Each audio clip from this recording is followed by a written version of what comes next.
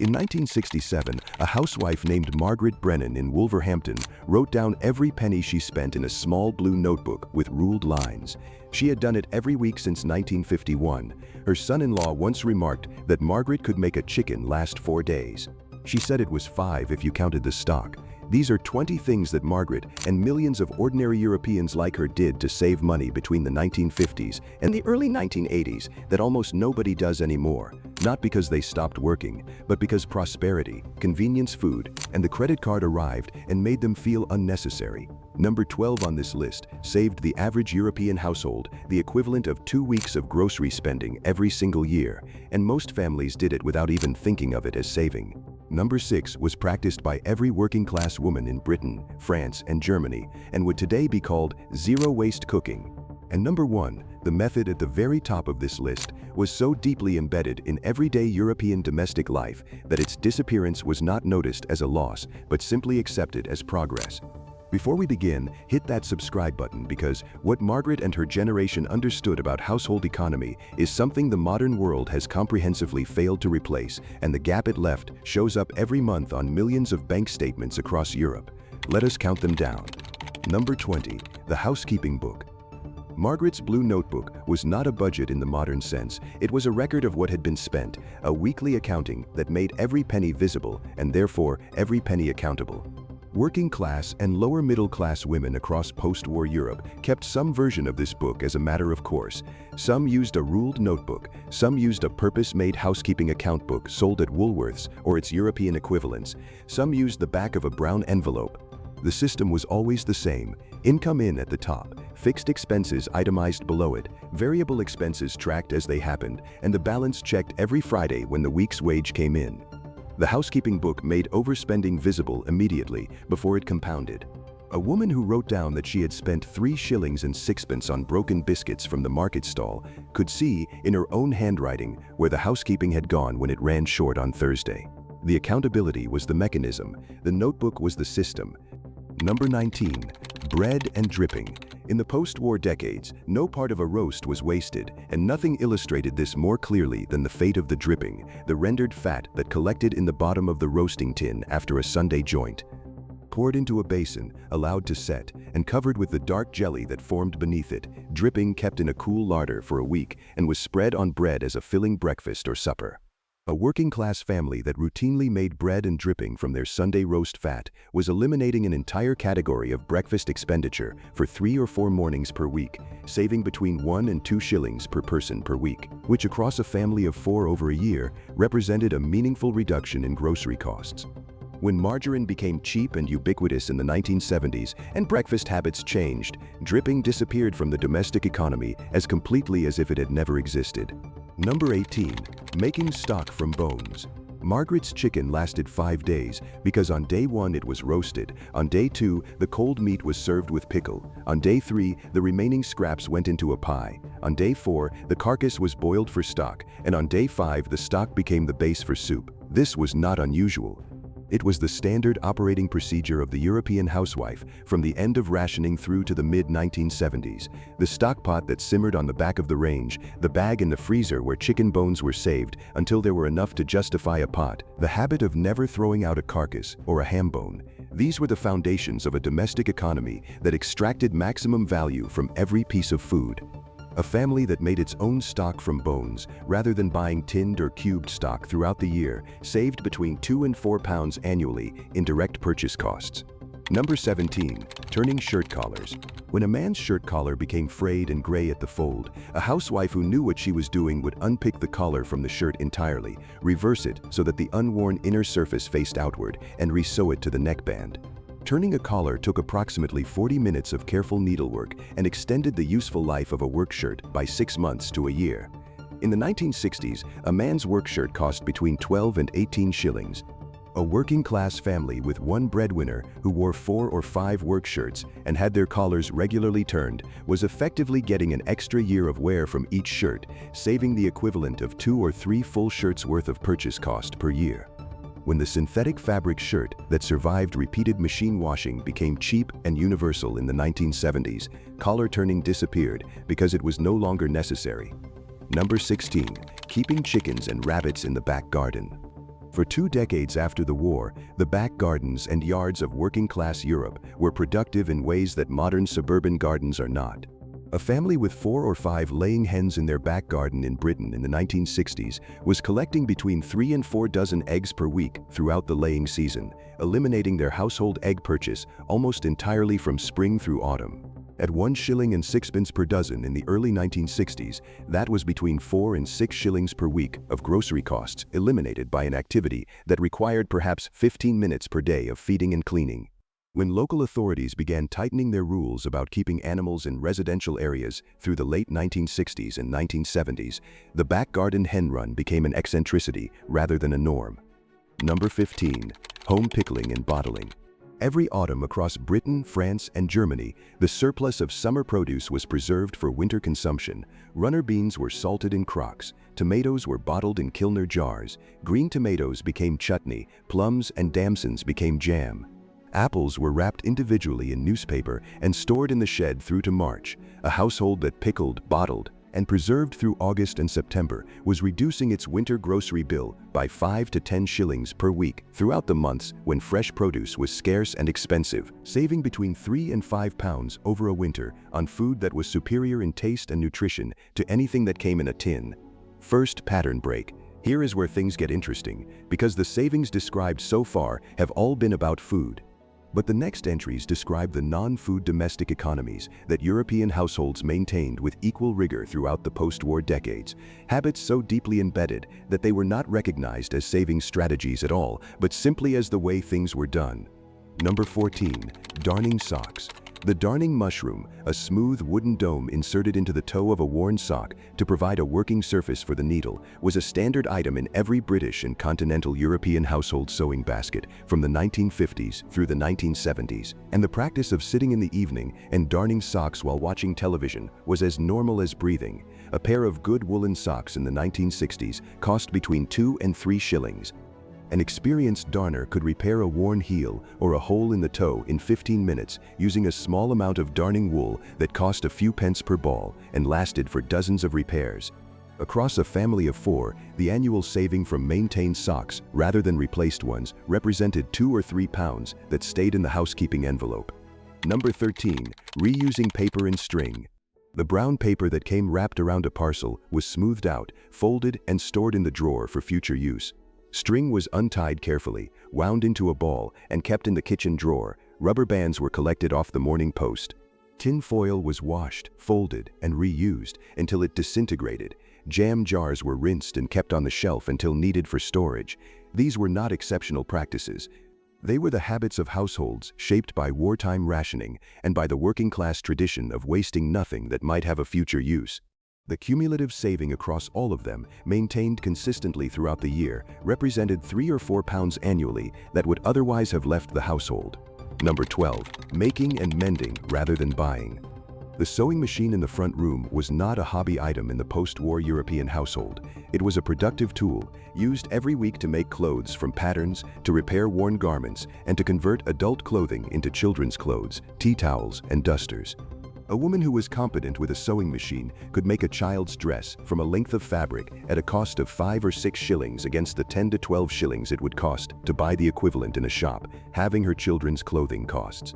Across a year, a household managed by a skilled and active needlewoman saved between 8 and 15 pounds on clothing costs alone, a sum representing 1 to 2 weeks of the average working-class wage in the 1960s and early 1970s. Number 11. Washing in a twin tub and line drying. Before the automatic washing machine became standard and the tumble dryer arrived in the 1980s, washing was done in a twin tub machine or by hand, and everything was dried on a line in the garden or on a clothes horse by the fire in winter. A household that line dried everything rather than using a tumble dryer saved 40 to 60 pounds per year on electricity alone at modern rates. The tumble dryer, which became nearly universal in British and Northern European households by the 1990s, consumes more electricity per cycle than almost any other domestic appliance, and the household that uses it daily pays dearly for the convenience. Number 10. Coal fire management and banking. Before central heating became standard in British and Northern European homes during the 1970s, the coal fire was the primary source of domestic warmth, and managing it skillfully was a domestic economy in itself. The practice of banking the fire, covering it with a thick layer of small coal and slack that slowed the combustion to almost nothing overnight, allowed the fire to be revived from embers the next morning without the expense of relighting from scratch. Using a fire brick to reduce the grate space, blocking the chimney throat with a plate when the fire was out, all of these were standard techniques in a household economy that treated coal as the significant expense it was. A careful fire manager in a 3-bedroom terraced house in the north of England in the early 1960s could reduce coal consumption by a quarter through disciplined fire management, saving between 10 and 15 shillings per week during the heating season. Second pattern break. This next one is where the real savings lived, because everything described so far has been about reducing expenditure on existing categories. But the next entries describe the domestic practices that allowed post-war European households to eliminate entire expenditure categories completely, year after year, with no perceived reduction in comfort or quality of life. Number 9. The cold larder and seasonal eating. Before the refrigerator was universal in European homes, the cold larder on the north side of the house served as the primary food storage. Food was bought daily or twice weekly in small quantities from local shops and market stalls, which meant it was always fresh, never frozen, and never purchased at the scale that leads to the 40% food waste that characterizes the modern refrigerator-equipped household.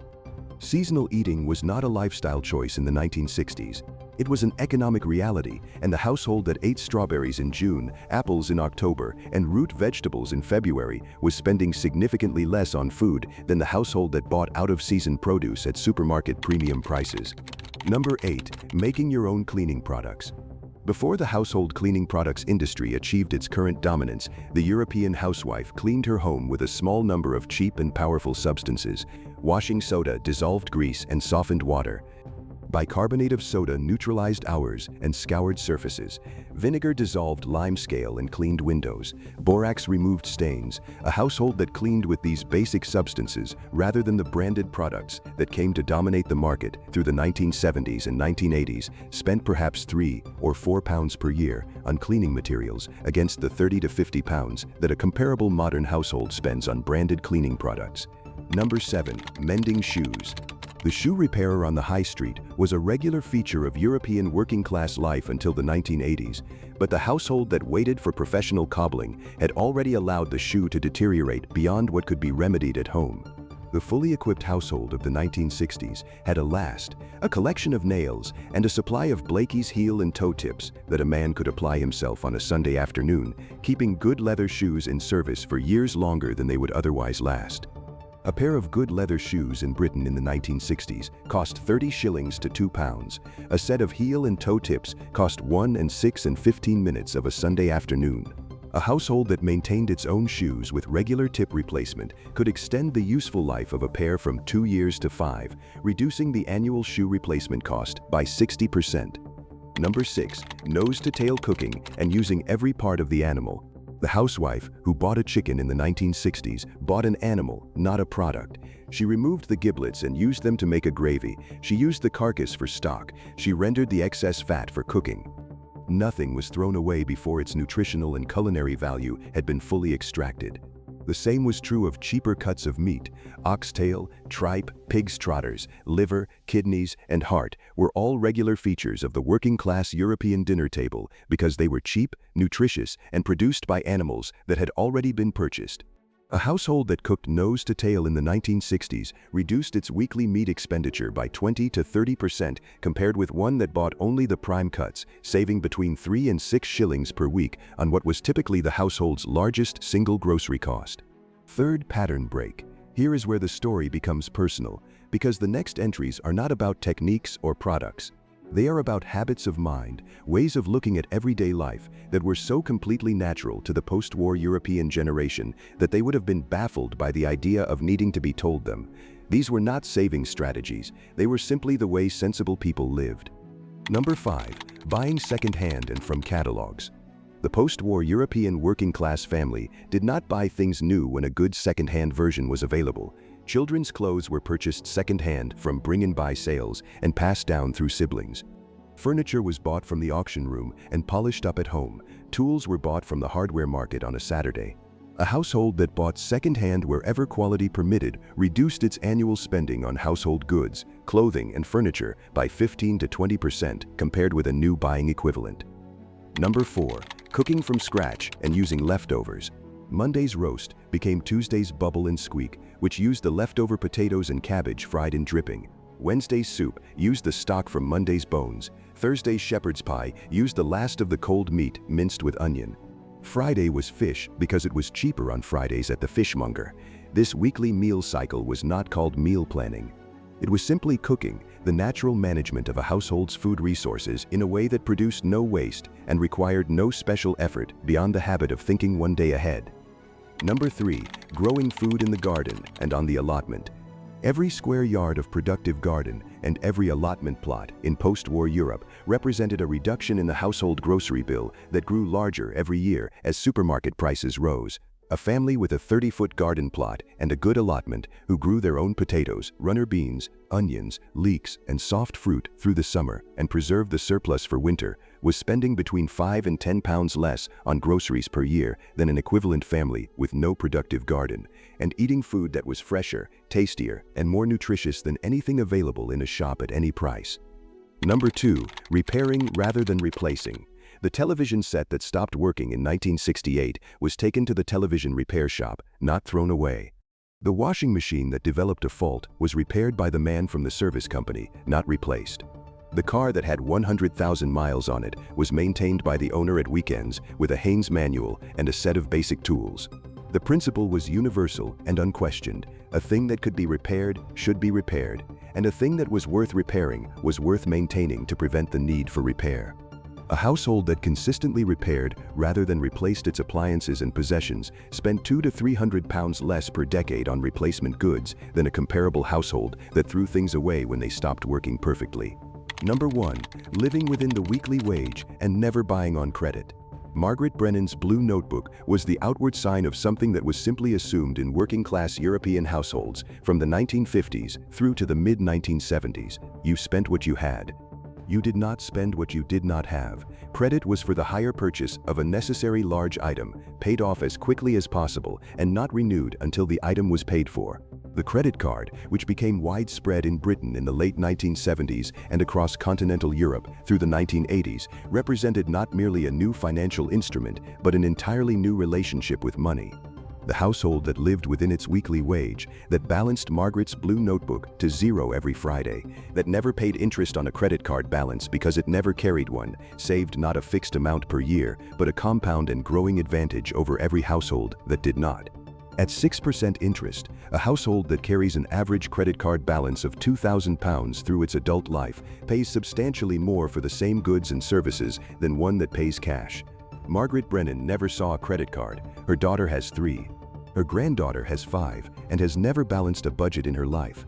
These 20 practices share a single quality that the modern consumer economy has worked systematically to make feel obsolete: the discipline of seeing money as finite, spending as consequential, and waste as a genuine loss rather than a lifestyle choice. Your grandparents were not poor because they did these things. They did these things because they were not foolish. Try one this week. Not all 20, just one. Write down what you spend for 7 days. Make a pot of real stock from your next roast chicken's carcass. Line dry 1 load of washing. Repair one thing that is broken rather than replacing it. Your grandparents would not have called any of this remarkable. They called it ordinary, and they were right. The knowledge is still here. They knew. Now you know too.